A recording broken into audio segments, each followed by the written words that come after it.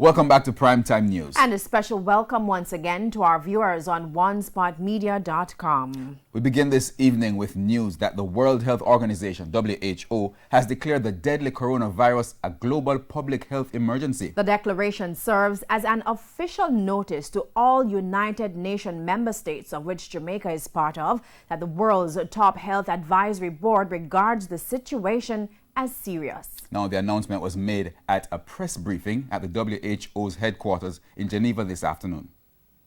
Thursday's declaration comes as cases of the coronavirus are beginning to appear in people who have not traveled to China during the outbreak. The WHO is reporting that incidents of human-to-human transmission are beginning to emerge. There are now 98 cases in 18 countries outside China, including 8 cases of human-to-human transmission in 4 countries: Germany, Japan, Vietnam, and the United States of America.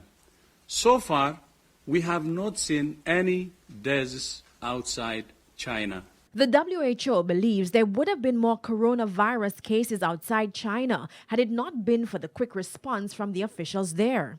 The speed with which China detected the outbreak, isolated the virus, sequenced the genome, and shared it with WHO and the world are very impressive and beyond words.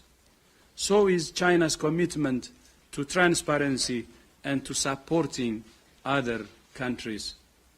In many ways, China is actually setting a new standard for outbreak response, and it's not an exaggeration. But while efforts in China to contain the spread of the virus appear to be working, our greatest concern is the potential for the virus to spread to countries with weaker health systems and which are ill-prepared to deal with it. the WHO is committing to assisting developing countries with their response. And while countries can decide whether to close their borders, cancel flights, and screen people arriving at airports, this is the organization's position on these measures. There is no reason for measures that unnecessarily interfere with international travel and trade. So WHO doesn't recommend limiting transfer or trade and movement. We call on all countries to implement decisions that are evidence-based and consistent.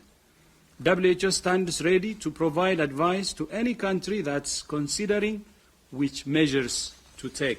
To date, there have been 7,834 confirmed cases of the coronavirus. 7,736 of these persons are in China, where 170 people have also died.